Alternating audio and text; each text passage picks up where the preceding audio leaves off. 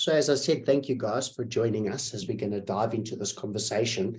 And I called it this curious conversation about the death of the ego or the relationship to the ego. I don't think you can actually pick up a spiritual book nowadays or go to a lecture or listen to anything without somebody really hitting down on this ego thing. And as Diane shared with us in the opening, she's had an experience where being told what to do about this thing has even disturbed her to a degree. And I want to touch on this subject. And if you're in this room or if you're going to be listening to this recording and you're someone who works with personalities or you're a psychologist or a psychiatrist, I want to just really suggest that this conversation is very important, that we actually assess the ego before we decide what needs to be done with the ego. And I'm going to get with that now. But let's just start with, let's attempt to actually decide what a definition of the ego is. There's a lot of beautiful definitions. I mean, Alan Watts, he said that the ego is essentially the first thing that you became the first time you were unsafe. And that's a beautiful saying, but that leaves us in this mysterious realm once again, where we're always wondering what this ego is. And what does jump to the mind is we think about a lot of Eckhart Tolle work, and we think a lot about the Buddhic work, Mahayana Buddhism. It brings up this idea of mind and thought, and which is all 100% true. But essentially, if you had to really simplify it, an ego is an identity. And this is why it is such an interesting subject, because without getting into any form of doctrine, most of us in this room, I would assume, have this idea that we are a part of a sea of consciousness. And I don't think that involves doctrine. And we get to this point where we decide to emanate or to express as an individual. And the second that we express as an individual, we surely take on an identity. And a very simplistic way I could explain this, and it doesn't mean that I'm correct, I'm trying to wrap our heads around identity itself, is if you could imagine a chessboard, and that chessboard is glinting and beautiful and just cosmic energy. Imagine that big chessboards on your, you get those beautiful tables in a house where you actually have a chessboard table. And imagine that chessboard is actually a sea of consciousness. But I want you to imagine deciding to become one of those chess pieces and anchoring yourself suddenly on the board, and suddenly you are, let's say, the knight. The second you take on the perspective of the knight, you begin to see all the other pieces on the board from a juxtaposition, or in other words, a point of view, very simplistically. So in other words, the second something opens its eyes and it has a perspective of being an individual, it has to some form of degree an identity. And what makes human beings so interesting is, as you know, we have a very strong sense of identity, to the point where it is right at the forefront of our spiritual conversations. Now, if we can agree that ego is identity, what we begin to understand is why essentially spirituality itself has been on this very long escapade against the ego, because I don't need to explain the basics of just what an ego out of rage could actually be. But I want to start by suggesting something very, very simple.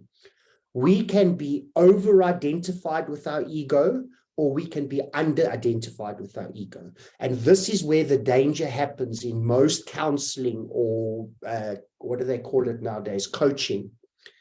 Like, this is where a lot of danger happens in coaching, because let me give you an example. Most of the time we talk about an ego, we are repeating something we've learned in a book, and therefore we are thinking about the over-identification. So let's talk about what this over-identification is. It would be like being possessed by your thoughts. It would be like so convinced that whatever your job is, that is your whole identity, and you have to fight for your car and your house and so that's the over-identification, that everything's about money, and maybe all the voices in my head are real, and whatever I feel is the highest reality. And that's the one we've demonized. That's the one that we're at war with when we talk about spirituality. And the problem is we have this very dangerous idea that we read books or we learn from a spiritual teacher and we pass this on. But we are living in a generation where an equal amount of people have a collapsed ego as they do have an overexpanded ego.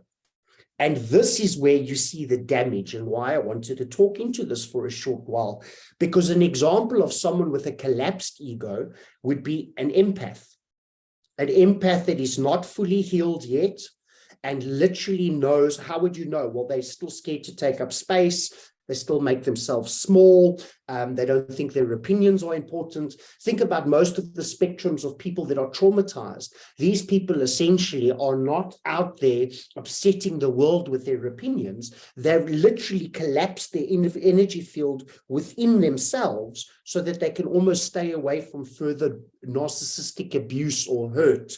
So I'm not trying to completely break down the psychology of this, but I'm just trying to suggest before we even get started here that the idea that you need to obliterate the ego is absolutely devastating. One of the first things you need to do when you work with someone is you need to assess, and this is the question you need to ask them, whether you are just a light counselor or whether you work with actual mental disorders. You have to ask yourself, is this person's energy field overexpanded, or is it actually collapse? And you will generally know if it's collapsed because they can't look you in the eye. Their opinions are not important. They apologize a lot. And I'm just building an archetype. Yeah, okay.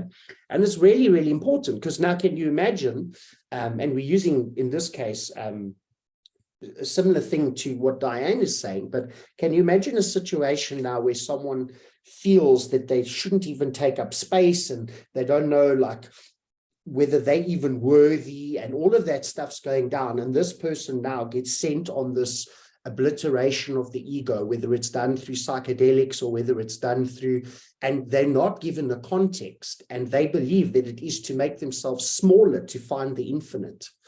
And this can be a serious problem. Of course, to live without the ego completely is a very tricky business at all. I mean, I don't think it's something that any of us will ever glimpse in our lifetimes, but it's something that's written about. And what really gets interesting about the idea of living without an ego is that you essentially would relinquish your identity completely.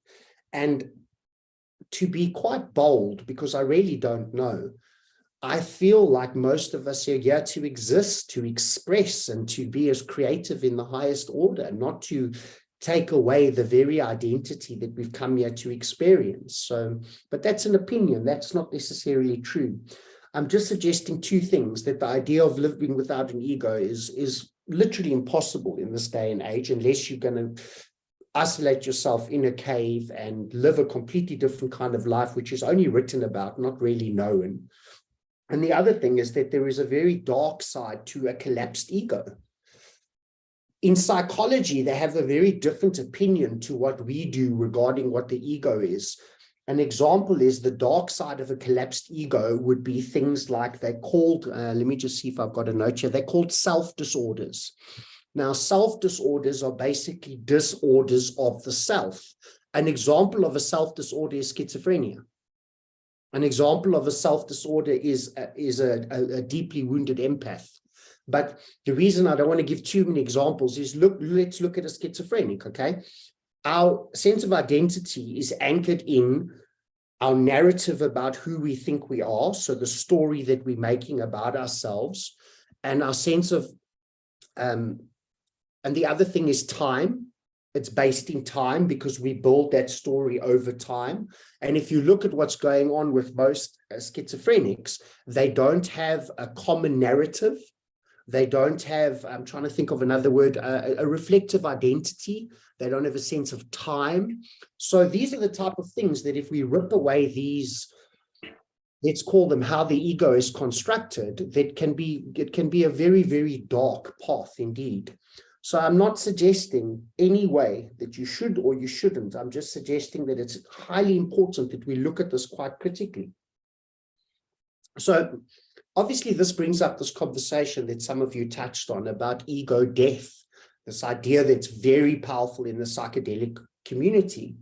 And why would you want to do something like take on an ego death? Well, let's look at, first of all, what this ego death is.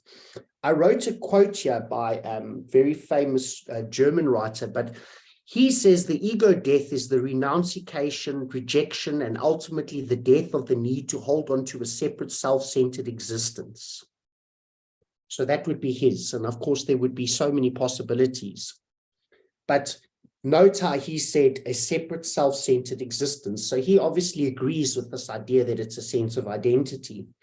Now, this is obviously something that we could only do temporarily. Why would we want to do this temporarily? Well, I think it's pretty self-explanatory that the idea of relinquishing one's current juxtaposition or one completely held view to be able to hold an all-encompassing perspective just for a short while, or to perceive the universe without the lens of an individual square on that actual chessboard. I mean, this is powerful stuff. And this stuff can be quite transformative for certain people. And there is definitely a place for it. And it's probably one of the most written subjects in society at the moment is this idea of ego death. But I want to tell you something quite interesting about where Jungian psychology comes in on this whole subject. Now, Jungian psychology has been talking about this ego death long before the psychedelic revolution. And what's quite interesting about what they have to say is in Jungian psychology, there is the death of the psyche or ego death, but they prefer the death of the psyche. And to them, the death of the psyche happens through a very specific mechanism. There's two mechanisms. There's voluntary and involuntary. Now, this to me is extremely helpful in tapping the subject. Now, involuntary in Jungian psychology, in actual fact, in most branches of psychology, is far more important in the breakthroughs you'll make in your life than voluntary. In other words, you're choosing to actually destruct your ego. So the death of the psyche takes place in this form of psychology when you are betrayed in the ultimate way. So in shamanism, we call it the piercing of the heart. It's one of the ultimate initiations. But in Jungian psychology, we call it the death of the psyche or the ego death. And it's usually a mother, a father, a brother, a husband, or a sister, someone extremely close to you that betrays you in a way that's almost indescribable. And it's very particularly betrayal. They're very clear about this. I'm just relaying their information. And what's so powerful about that is in this betrayal, you're essentially your sense of self, not really sense of self, your sense of identity is completely obliterated. Because I want you to imagine that everything you think you know about the world is built on your juxtaposition. So in other words, whether you see that person on the chessboard as good or bad is based on where you're sitting on the board and what your relationship is with them. And this becomes really powerful if you look at the construction of your life. Your mother is generally the bad person or the good person, and your sister. And so you have all these ideas that you learn to orientate what is real and what isn't, and what is wrong and what is right. And why they call this betrayal the death of the psyche is essentially what happens is you go through the great initiation, which I've spoken about. I told you I call it the piercing of the heart. And what's magnificent about this is the idea in Jungian psychology that the identity completely crumbles and destructs. For those of you that work with tarot cards, it would be the Tower card. It would be the literally the devastation of all things. It's a kind of death. It's a kind of rebirth. And what's fascinating about this process is that according to them, there is underneath that a self, which is far less permeable and that is far more permanent, and you basically rebuild from this.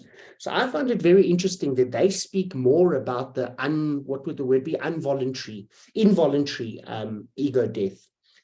Then the voluntary ego death is this idea that the phoenix actually sets itself on fire. It's a beautiful way of looking at it, but to them is not quite as valuable. So why I wanted to mention this, because it's really not of that much value that we're talking about how Jungian psychology perceives it. I've been betrayed quite badly in my life, and it's like some of my hardest experiences.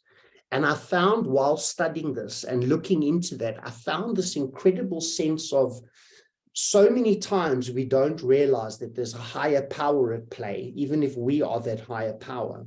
And it made me look at these betrayals that I've experienced so differently, because if I look at the growth that I essentially went through, and it's just very interesting that it maybe if we shifted the narrative in the way we write about the ego, and we would say, well, the phoenix setting itself on fire is perhaps very important. It is something you see right through culture. It can be done through meditation, through fasting, through any form of deprivation of senses.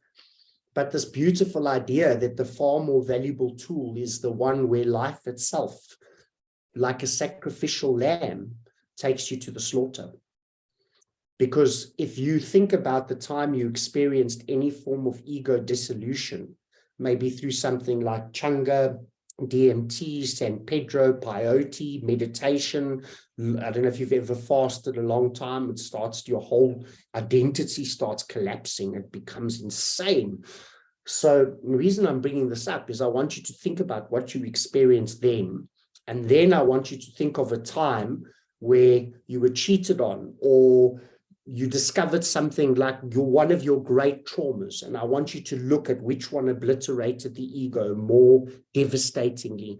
And I am, even though I suppose you could call me a psychedelic therapist, I'm more prone to agree that the involuntary ego death is far more powerful in the long run. And I think as therapists, if we could hold that up for people, they would have a new narrative or a mythology to be able to navigate the devastation of their lives, and essentially that involuntary phoenix that gets set on fire regardless, emerging from this. And I just love that idea, absolutely love that idea. So it's a fascinating conversation. And as I say, we're not going to go that deep into it.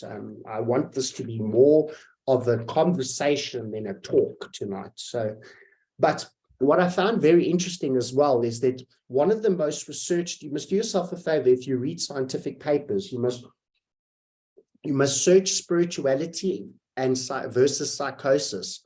It is like one of the most written in psychology. It is one of the most written about theses in the last 3 years. You know, you have to write a thesis, and so many people are fascinated.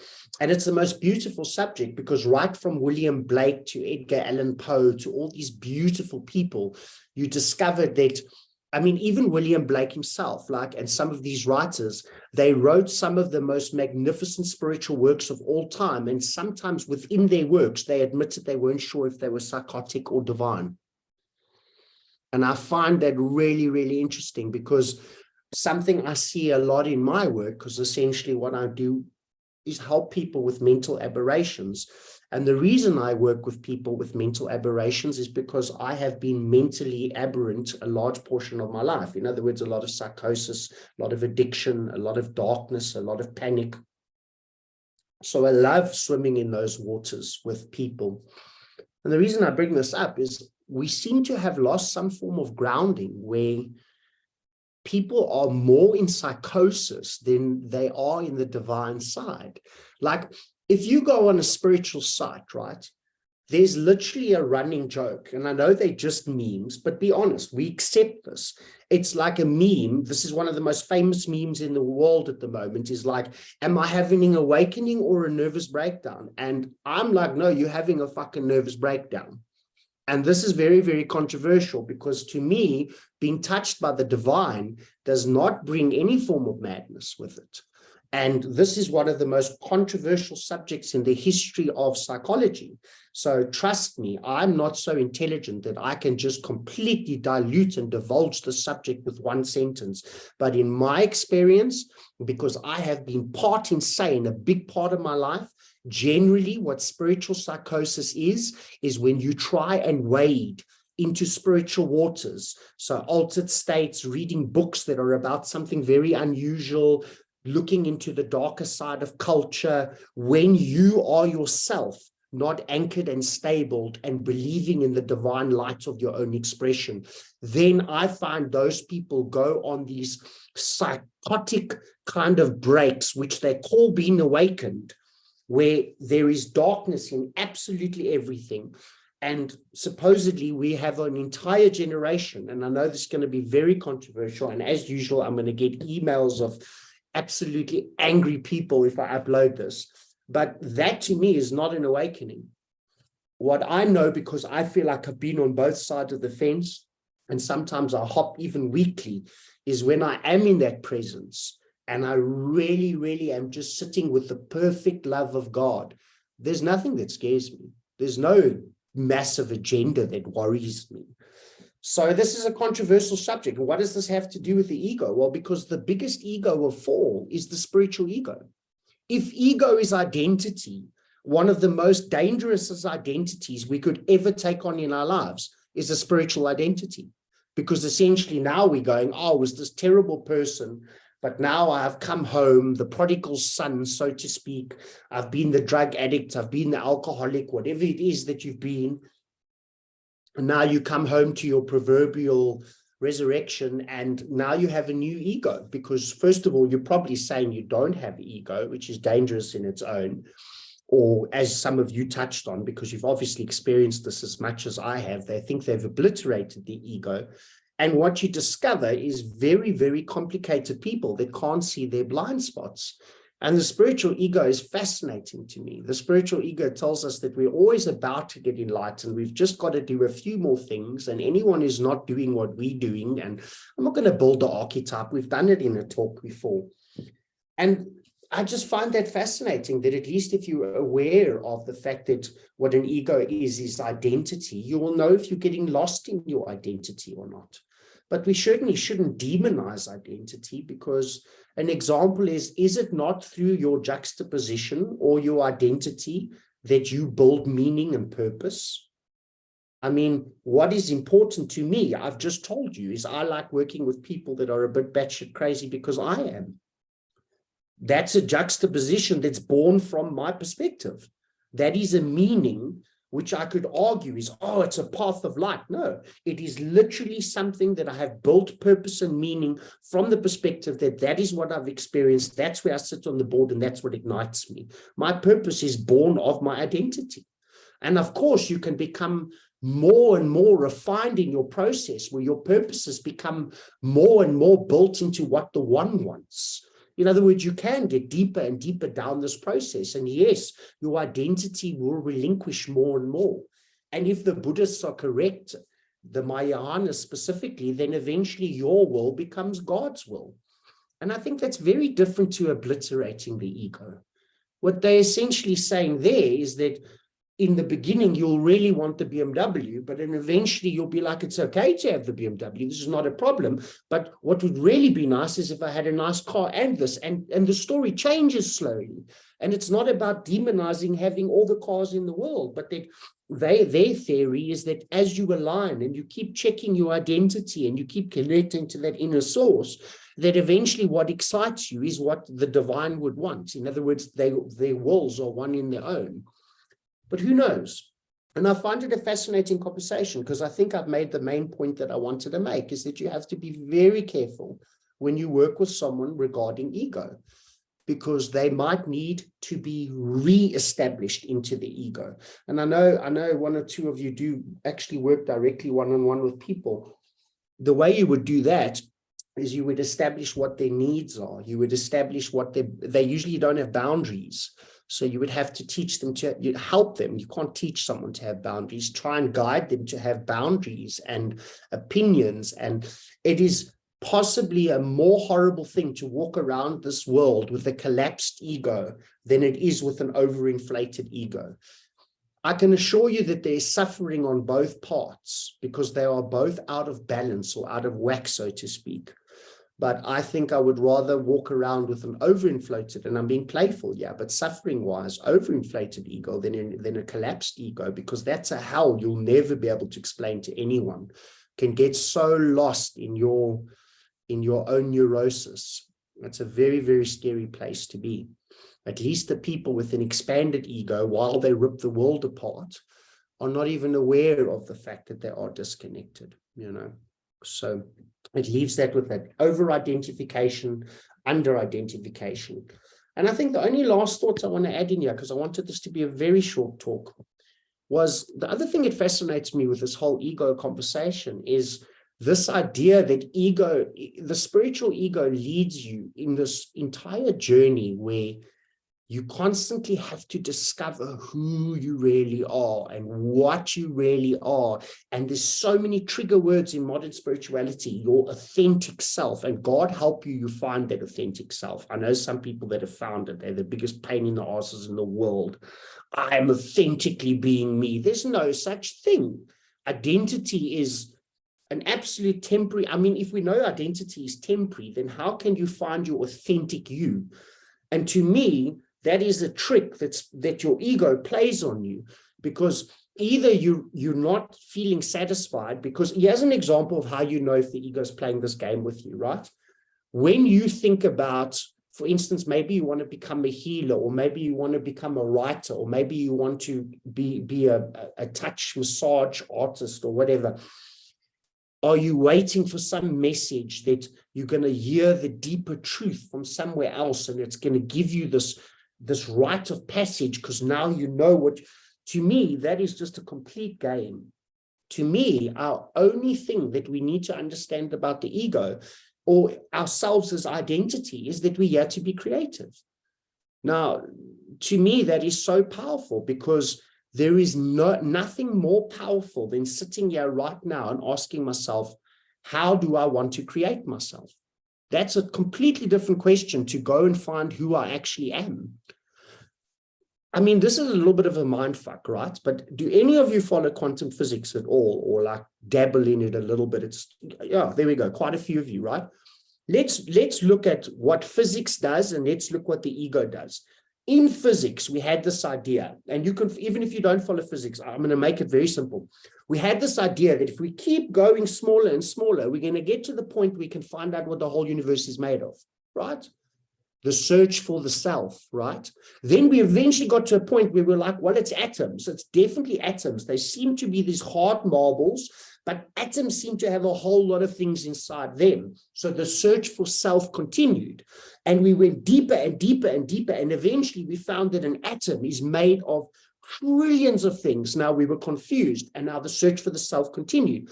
And eventually we got to the point where, okay, all we know is there seems to be little dots, and there seems to be waves. Now, waves are potential energy, and dots are that it's actually there. And they seem to be switching all the time, almost like playing peekaboo with us, going, I'm here, I'm not here, I'm here, I'm not here. And this has been messing us up since the 70s. We still don't know what's going on there. Now, think about the search for the self. It's the exact same thing. You're going to go on this journey, and you're going to go within yourself to find exactly what you are. And all you're going to find is infinite potential. There is no actual you. And it is one of the biggest rabbit holes the ego has ever led us on. Could you discover that there are aspects of you that have lived in certain star systems? Absolutely. Could you discover that there's a part of you that's a pixie from Earth? Absolutely. Could you discover that you lived in Egypt? Absolutely. That says absolutely nothing about who you actually are. I mean, at your fundamental essence, you could do this for 20 or 30 years. You could do this for lifetimes, and you're going to keep getting to that wave in the function, which are these playful things that want you to know, well, what do you want to create? And I find that really powerful, because to me, I am simply a creation, and I've got to decide what I'm creating. And to me, that frees me a lot when I get very deep in my anxiety and my psychosis, and I ask myself, is this really what I want to create? Not, I'm bound that, oh, this is probably my karma from hundreds of years ago. That's why I have a mental disorder. No, I have a mental disorder because I have the fucking imagination of 15 elephants, and I've never been trained to use it properly. And when those imaginations get hold of me with a bit of darkness and the wrong book at the wrong time, I drive myself dirty. It's interesting because I told some of you about Paracelsus, which to me was he was the godfather of chemistry and one of the ultimate alchemists of all time, and probably in my eyes, one of the most enlightened writers of our time. And he said, that imagination is where you find God. And they used to take the children very early on, the children with really big imaginations, and they used to train them to become like mages in the temples, because they believed that these kids with huge imaginations could access any part of God. And I feel like a lot of us have just been victims to our imaginations. We've never been taught to get our imaginations under control. And to me, an ego and an identity is a beautiful thing.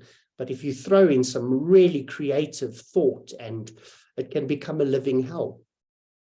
So yeah, I think in closing, I don't think there's anything shocking that I said to you guys. I just think that we need to be a bit cautious about how we decide to treat this ego thing. And I do believe that there's such a healthy balance, because a lot of you touched on the fact that you can actually check in with your ego. You can be like, well, is my ego riding? You know when your ego's out of control. You know when the story's riding you. When you're riding the story, then it's very powerful. And I think it's a massive conversation. So instead of now talking more, which is what I usually would do, I want to open this conversation, and I want to hear what people's realizations, thoughts, breakthroughs, experiences, darkness regarding this. I've shared some of my darkness with insanity. Yeah, anything that comes to mind. And just put your hand up if you feel like sharing. And if not many people are going to share, we're going to have an early night. And that's fantastic. Okay. Who would like to share with us anything that they're thinking at the moment? Come on, one of you must have something to say. I'm bored with myself, so I need you guys, one of you to share. I just want to stop recording this.